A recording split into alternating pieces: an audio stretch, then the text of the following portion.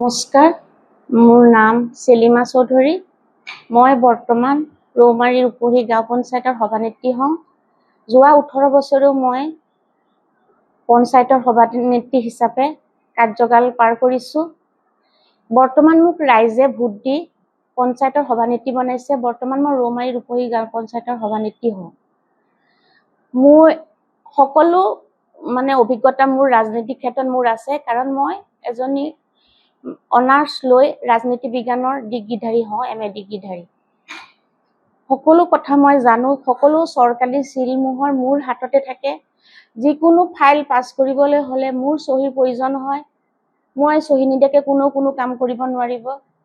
মোৰ স্বামীও এজন অভিজ্ঞ, বহু দশকৰ এজন পঞ্চায়তৰ অভিজ্ঞ লোক হয়। তেওঁ পঞ্চায়তত সমাজৰ সেৱাৰ কাৰণে তেওঁ দুবাৰকৈ ৰাষ্ট্ৰপতি পুৰস্কাৰে পুৰস্কৃত কৰিছে। আৰু মোৰ যিকোনো কামৰ কাৰণে এজন বিশ্বাসী উপদেষ্টাৰ প্ৰয়োজন হয়। যেনেকৈ আন সকলো লোকৰে এজন উপদেষ্টা থাকে, তেনেকৈ মোৰ স্বামীৰো এজন মোৰ বিশ্বাসী উপদেষ্টা এজন লাগে।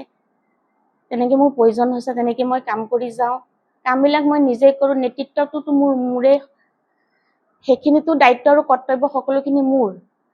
পিছত কেইটামান আছে আমাৰ পঞ্চায়তত, কেইটামান দালাল চক্ৰ আছে।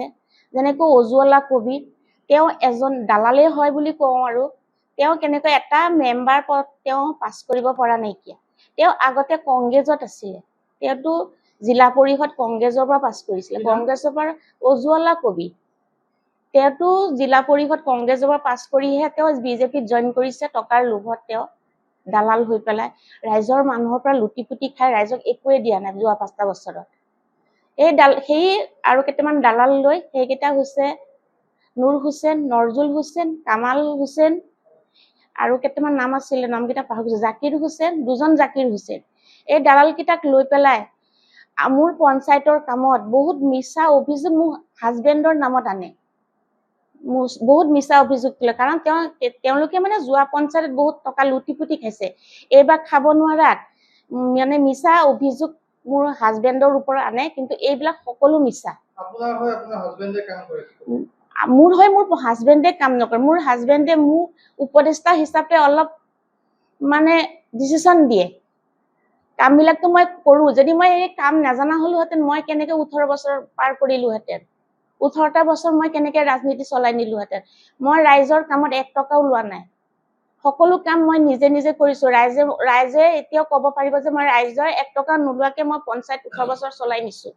আৰু বৰ্তমানো মই পঞ্চায়ত 1 টকা নোলোৱাকৈ মই ৰাইজৰ কাম কৰি যাম বুলি মই আশা ৰাখিছোঁ। আৰু ভৱিষ্যতেও মই ৰাইজৰ হৈ পঞ্চায়তৰ কাম 1 টকাও নোলোৱাকৈ মই ভালকৈ কৰি যাম। আপুনি ক'ব বিচাৰে আপোনাৰ পঞ্চায়তত দালাল চক্ৰ আছে?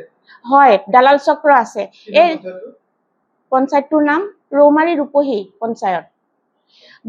সেইদিনাখন এটা ঘটনা হৈছে, 30/5/2026 আমাৰ গৰাজান উন্নয়ন খণ্ডত এটা হেৰি আছিলে, সভা, পৰ্যালোচনা সভা আছিলে। তাত আমাৰ MLA সাহেব তানজিল হুছেইন সাহেব অহা কথা আছিলে।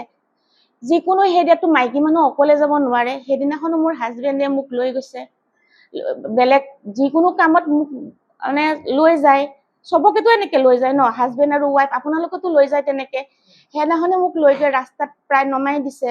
মই গেটৰ ভিতৰত সোমাইছো। সোমোৱাৰ পিছত অলপ পিছত শব্দ আহিছে, হৌ চৌ শব্দ আহি কেইটামান এই দালালকেইটা, যিকেইটা মই এতিয়া নাম কলো, এই দালালকেইটা মোৰ হাজবেণ্ডৰ ভিতৰত বহা AC গাড়ীত জিৰণি লৈছে। অলপ গৈ AC গাড়ী ভাঙি মাৰকিল কৰি আছে, বেয়া গালি গালাজ পাৰি আছে।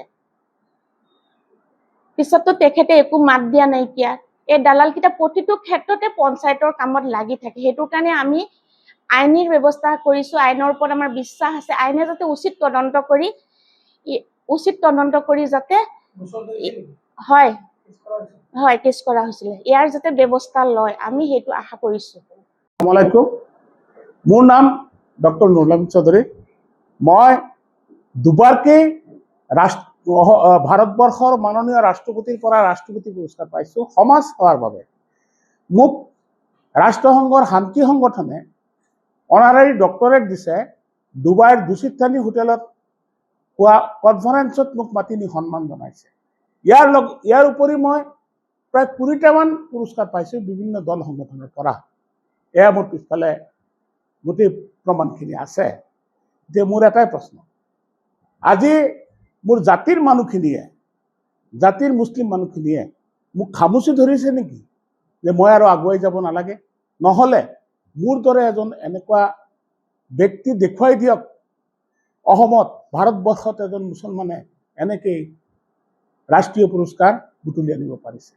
যা হওক, সিদিনাখন 30 মে দিনা কৰাজান উন্নয়ন খণ্ডত মোৰ পত্নীৰ এখন সভা আছিলে।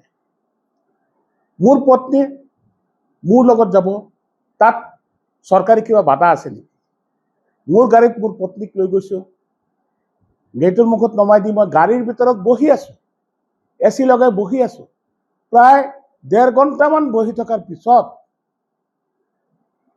কদমগুৰি নিবাসী বাহাৰুল ইছলাম, পিতা বিলাল উদ্দিন আৰু আমাৰ পঞ্চায়তৰ কেইটামান দালাল, অজিউল্লাহ কবিৰ, আব্দুল কৰিম, নজৰুল ইসলাম, কামাল হুসেন, জাকিৰ হুসেন, এনেকে কেইটামান দালাল লগ হৈ গৈ মোৰ গাড়ীত আক্ৰমণ কৰে।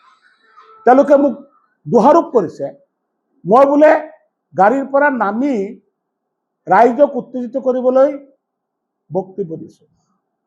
মই যদি গাড়ীৰ পৰা নামা বুলি কিবা প্ৰমাণ দেখুৱাব পাৰে, তেতিয়াহ'লে মই আইনতভাৱে যিকোনো শাস্তি মানি ল'বলৈ বাধ্য আছোঁ। মই গাড়ীৰ পৰা নামাই নাই। মোৰ বয়স হৈছে 63 বছৰ বয়স চলি আছে। প্ৰখৰ ৰ'দত কোনো গছৰ ছাঁ নাই, বহিবলৈ জেগা নাই। মই গাড়ীৰ ভিতৰতে AC চলাই মই বহি আছোঁ। আৰু সকলোৱে জানে AC চলালে গাড়ীৰ দৰজা খিৰিকীবিলাকো বন্ধ থাকে, গতিকে তাত বহি মোৰ কথা কোৱাৰ কোনো প্ৰয়োজন নাই বা কোনো ধৰণৰ অৱকাশ নাছিল। আজি এই দালালবোৰে কি কাৰণে আজি এনেকুৱা উৎপাত কৰি আছে, তাৰ মূল কাৰণটো হৈছে ৰৌমাৰী ৰূপহী গাঁও পঞ্চায়ত, পূৰ্বতে আছিলে কেন্দুগুৰি গাঁও পঞ্চায়ত। মোৰ পত্নী চেলিমা চৌধুৰী তেতিয়া 4 বাৰ পঞ্চায়ত সভানেত্ৰী নিৰ্বাচিত হৈছে। ভাল কাম কৰাৰ কাৰণে হৈছে, বেয়া কাম কৰাৰ কাৰণে হৈছে বুলি কেইটামান কুকুৰে ভুকি থাকিলে নহ'ব। ইয়াৰ ৰাইজে ভোট দি বনাইছে। আকৌ পুনৰাই ডিলিমিটেশ্যন হৈ যেতিয়া ৰৌমাৰী ৰূপহী পঞ্চায়ত নামাকৰণ হ'ল, পুনৰাই সভানেত্ৰী নিৰ্বাচিত হৈছে। মাজতে 5টা বছৰ মোৰ পত্নী নাছিলে। এই 5 বছৰৰ ভিতৰত এই দালাল চক্ৰটোৱে, তেওঁলোক বোলে বিজেপি কৰ্মী, আগতে কংগ্ৰেছী আছিলে, এতিয়া বোলে বিজেপি কৰ্মী, তেওঁলোকে বিজেপিৰ দোহাই দি নগাঁও জিলাৰ কেইজনমান বিধায়কৰ সহায় লৈ পঞ্চায়তটোত অবাধ লুণ্ঠন চলাইছে। সেই লুণ্ঠনৰ এটা প্ৰমাণ হৈছে গৰাজান উন্নয়ন খণ্ডৰ কাৰ্যবাহী অভিযন্তাৰ দ্বাৰা ইনস্পেকশ্যন কৰাই community hall, Kenduguri GP office, এই প্ৰজেক্টটোত 2,81,000 টকা আত্মসাৎ কৰিছে বুলি ৰিপৰ্ট ইতিমধ্যে প্ৰতিবেদন দাখিল কৰিছে। তাৰ ওপৰত ৰৌমাৰী ৰূপহী গাঁও পঞ্চায়তৰ গাঁও সভাত যোৱা 20 মে তাৰিখে প্ৰস্তাৱ লোৱা হৈছে, উক্ত টকা ঘূৰাই যদি নিদিয়ে 31 মেৰ ভিতৰত, তেতিয়াহ'লে পঞ্চায়ত সভানেত্ৰীয়ে আদালতৰ আশ্ৰয় ল'বলৈ গাঁও সভাই প্ৰস্তাৱ লয়। এই প্ৰস্তাৱ লোৱাৰ পিছত এই মানুহখিনি কুকুৰৰ দৰে পাগল হৈ গৈছে। সিহঁতে মোক য'তে পায়, মোৰ পত্নীক য'তে পায় তাতে আক্ৰমণ কৰিবলৈ চেষ্টা কৰিছে, আৰু তাৰ প্ৰতিফলন ঘটিছে গৰাজান উন্নয়ন খণ্ড। ইয়াৰ উপৰি আজি এই পঞ্চায়তত গাঁও সভাৰ কোনো প্ৰস্তাৱ নোহোৱাকৈ কেইবাটাও আঁচনি তেওঁলোকে বিভাগীয় ৰাজনৈতিক ক্ষমতা প্ৰয়োগ কৰি বিভাগীয় কৰ্তৃপক্ষৰ অনুমোদন সাপেক্ষে কাম চলাই আছে। তাৰ ওপৰত মই RTI কৰিছোঁ। RTI কৰাৰ পিছত সেই দালাল চক্ৰৰ কামবিলাক বন্ধ হৈ গ'ল। আৰু দালাল চক্ৰটোৱে দালালি কৰিব নোৱাৰি তেওঁলোকে এনেকুৱা আবুল তাবুল বকি আছে, তেওঁলোকৰ মতিভ্ৰম হৈছে। আজি আৰু এটা স্কিম পঞ্চায়তৰ পৰা সিদিনাখন গাঁও সভাত আমি গম পাইছোঁ, 1,80,000 টকা মোকলাই দিয়া হৈছে 2,91,000 টকাৰ ভিতৰত।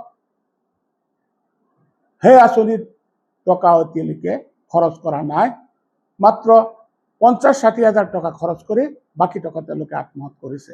আৰু সেই কামটো 10 জুনৰ ভিতৰত সম্পূৰ্ণ কৰি দিব নোৱাৰিলে তেওঁলোকৰ ওপৰত আদালতৰ আশ্ৰয় লোৱা হ'ব বুলি গাঁও সভাই প্ৰস্তাৱ। আৰু সেই প্ৰস্তাৱ এইকেইটা প্ৰস্তাৱ লোৱাৰ পিছতে এই দালাল চক্ৰটো আৰু উত্তেজিত হৈ মোৰ ওপৰত, মোৰ পত্নীৰ ওপৰত এনেকুৱা আক্ৰমণাত্মক ভূমিকা লৈছে। আজি ইউচিচিয়ে কি কৈছে? পৰপুৰুষৰ লগত সম্পৰ্ক কৰিব নোৱাৰিব, কোনো পুৰুষে পৰনাৰীৰ লগত সম্পৰ্ক কৰিব নোৱাৰিব। এতিয়া মোৰ পত্নীক বেলেগ পুৰুষৰ লগত উঠাই দিম নেকি, নে মোৰ লগত ৰাখিম? মই অসমৰ মাননীয় মুখ্যমন্ত্ৰী মহোদয়ক মই এই প্ৰশ্নটো কৰিছোঁ, আপোনাৰ ইউচিচি ভংগ কৰিছোঁ নে ইউচিচি মতে কাম কৰিছোঁ?